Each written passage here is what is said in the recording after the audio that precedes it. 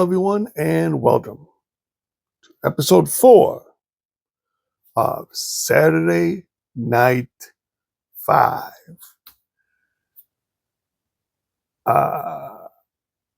So, as you can see from the title, you're probably wondering, another movie episode already? I know. But listen, I'm trying to keep these somewhat timely, if you will. So if there's something going on that weekend that's related to the subject of the topic that I'll be discussing, I want to try to keep it around there. So I promise March's episodes we won't do movies. We'll do something else. But just for now, I wanted to do it. So I'm talking about my top 5 favorite Saturday Night Live movies. This weekend, at the time of this recording, Saturday Night Live is celebrating 50 years. And within that 50 years, they've made some pretty good movies. At least I thought they were pretty good. Here's 5 of my favorites. Starting with number 5. Number 5, Coneheads. So, this movie came out summer of 93. So I was 9 going on 10 at the time. And at the time, aside from like seeing promos, like trailers for this movie and stuff, like I didn't know what Coneheads were, other than that I was too young to remember the SNL skits because they were before my time. And then not only that though, but so for this thing to the movie, I only knew it as a movie. I didn't really know it as a skit. I mean, I knew a little bit of it about that it was, a skit from an SNL thing, but I didn't watch SNL. Like I said, I didn't watch SNL a lot back then. Back in those days, I wasn't allowed to. Not that I wasn't allowed to, just that it was fun, I didn't watch it till I was older. But nevertheless, this movie, I liked.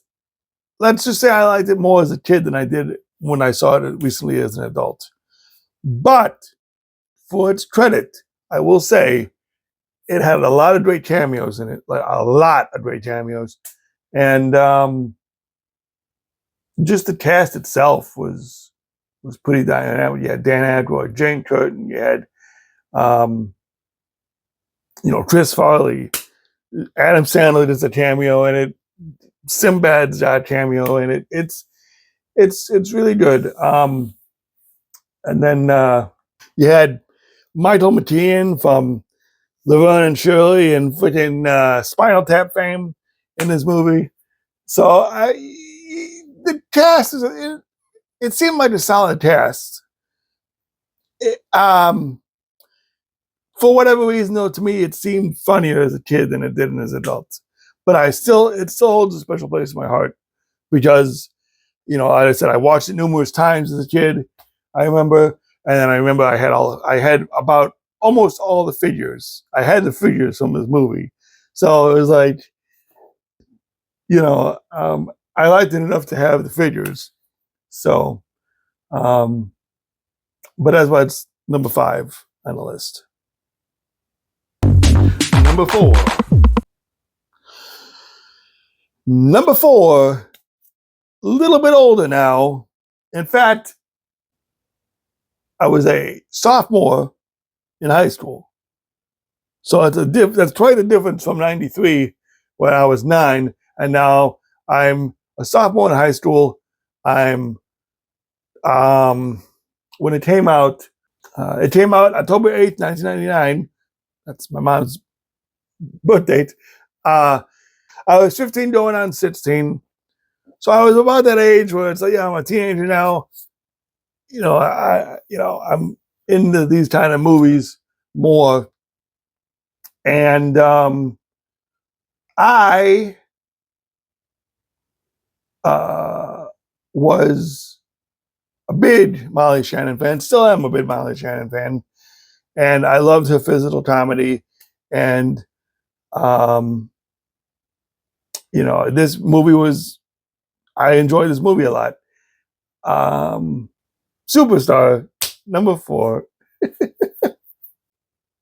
It has its moments, and even watching it when I was older, it still gives me laughs. Just because of Molly's physical comedy and just the drama, the one who played the drama. Um, I There's this one line in the movie that she does, and it cracks me up. Um, legitimately, and when they're practicing for the talent show, um, I think she said something along the lines of, "And when I say Uda Buddha, you better Uda Buddha." And someone says, "What's Uda Buddha?" And she goes, "I don't know, but you better fucking figure it out." This is so great. This is so great. I love that line. And then, Will Ferrell, who a year prior to this was in another movie that maybe on the list next. Spoiler, but Will Ferrell's in this movie. Holland Williams in this movie. Sister Christian. The soundtrack's pretty good too for this movie, I will say. Yeah, it's a good soundtrack. But Molly as Mary Catherine Gallagher just is and was one of my favorite skits. Just now at this age, I am watching SNL more. And so, yeah, it was a really good movie, and that's why it's number 4 on my list. Number 3. Guys, number 3 came out a year prior to my number 4, as previously mentioned. It's Night at the Roxbury. Okay, so now, October 1st, 98, I am a freshman. I just graduated junior high, rather, and I am freshman year of high school. Went to see this movie I'm pretty sure, I can't remember if it was with a friend or if it was with my family, but my God, the amount of times I've seen this movie since its inception, it's ridiculous. Krista Tan, rather, and Will Ferrell, Butabi Brothers, Night at the Roxbury, the soundtrack, What is Love? I had the soundtrack. It was a catchy soundtrack, what I remember. Soundtrack was really good. Movie was ridiculous. Just that end scene when he's with the boombots and he's playing "What Is Love," and the guy's, Will's about to be married. It's just so good, so good, and so fun. Such a fun movie. That definitely makes my top 5 list for sure. Number 2.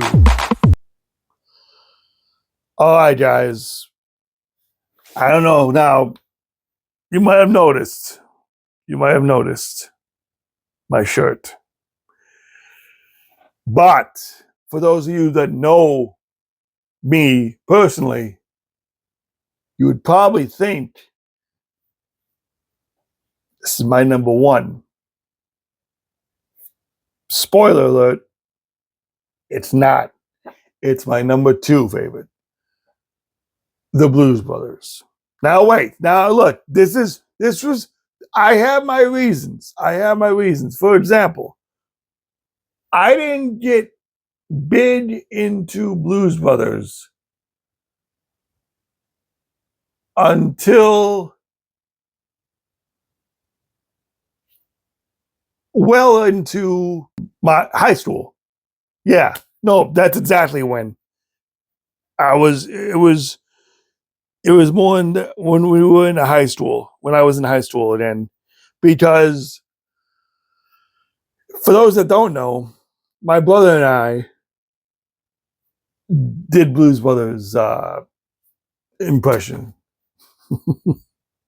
So it was okay. Maybe it wasn't. It was around high school because we watched the movie numerous times, and we were going to perform as the Blues Brothers for what started off as my grandparents' 50th anniversary, wedding anniversary.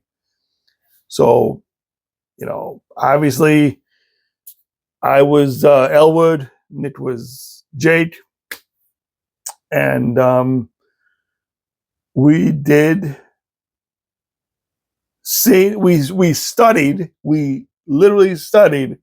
We studied the scene from the bar when the scene in Stand By Your Man, and then we studied the scene towards the end when they're doing that show. Because we did Give Me Some Lovin', Stand By Your Man. Oh yeah, and then Everybody and Sweet Home Chicago. That was the set list. That was the set list. The 4 songs. So we studied those 4 songs, and we performed at my grandparents' 50th anniversary. Performed at my high school graduation party. We performed for my parents' 25th wedding anniversary, and our final performance was for my Aunt Ro and Uncle Buddy's 60th, I believe. So 4 different times, 4 different occasions, we performed as the Blues Brothers, and it was influenced because of this movie, and that was influenced because of the SNL skit, obviously. While this was one of the earlier ones to come out, like I said, we didn't really watch it until we were older. Classic movie, great movie. Don't really talk about Blues Brothers 2000 very much. This is where it's at though, the original with Dan Aykroyd and John Belushi. Forever classic and forever in my heart because, and then it wouldn't be till years later when we would actually see the Blues Brothers in concert. Granted, it was Jim Belushi and it was still Dan Aykroyd, and it was at the Strawberry Festival a few years back. But my God, that was a fun show. There was some songs that I wish they had did that they didn't do, but for what it's worth, Blues Brothers, great movie, great cast, great soundtrack, and yeah, so heavy influence on us. You would think that would be number one, but unfortunately, it's number two.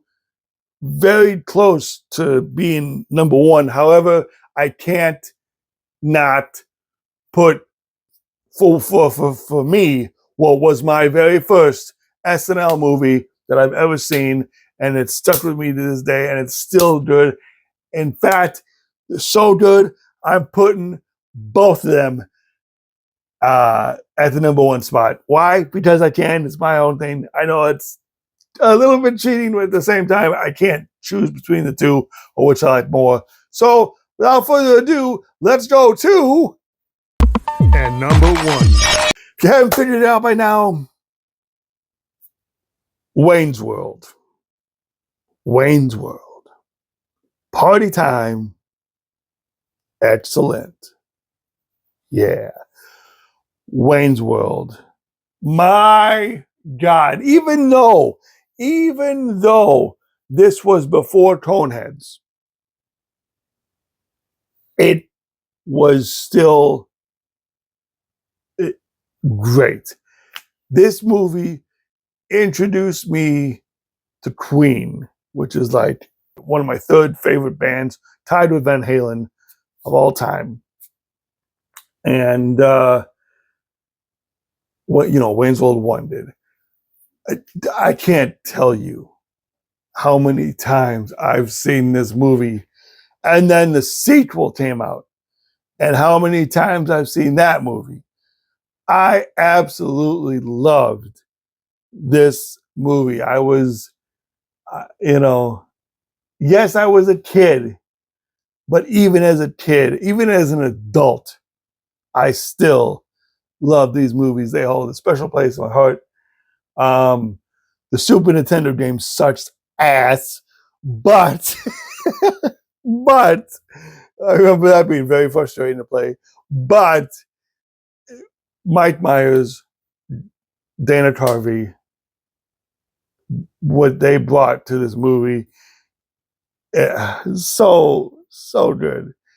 The cast, Tia Terry, which is, oh my God, not only is she stunning in this, but beautiful singing voice. The soundtracks, the soundtrack. I remember buying the soundtrack to the first movie, and I remember listening to it. And when it played, Bohemian Rhapsody was the first one. Now, granted, I was a kid, so I didn't understand that what they played in the movie was the second half of that song. There was still that whole intro part and the slow part. And when I heard the song for the first time on cassette, I'm like, what the hell is this? Granted, it's one of my favorite Queen songs to this day, but I was confused because I thought Bohemian Rhapsody was just the second half of the song. When they did to the I see a little, that one. Because it's what they listen to in the car, and that's what they're doing in the car. So that's the only part I cared about. I didn't care about any of that. Mama just killed the man. No, I didn't care about any of that part as a kid until I was an adult when I appreciated the song more. But it was just funny. I'll never forget. And then, you had, another funny thing was Black Sabbath was on that album. Black Sabbath, right? Not the Ozzy version. It was the Dio version. And I had no idea at the time who Dio was.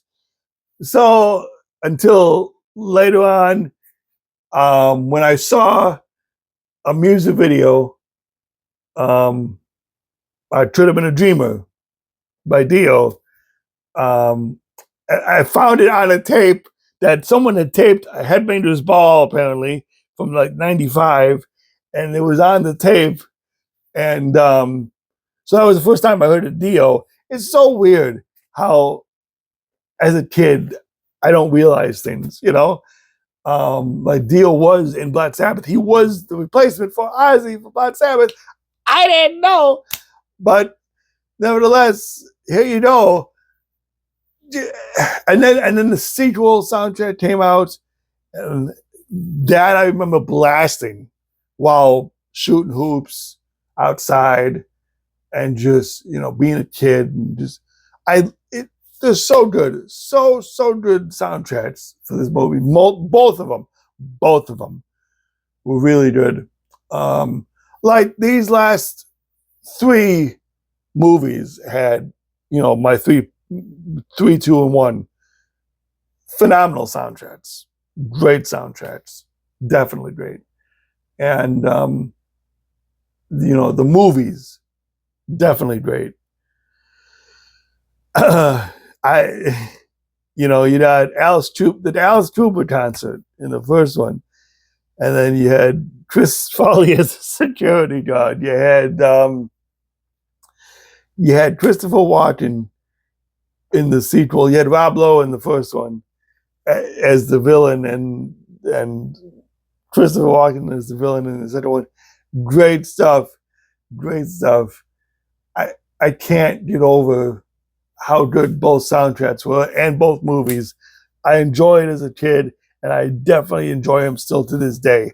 That is why they are my number one favorite SNL movie ever in existence. Happy 50 years, SNL. Can't wait to watch the special tomorrow night when this airs. When this is being recorded, because it's coming out Saturday the 15th, and we're getting the 50th anniversary special tomorrow night. I can't wait to watch. Can't wait to see who's going to be there, what the skits are going to be. Great stuff. I can't wait. So, what are some of your favorite SNL movies? Let me know in the comments below.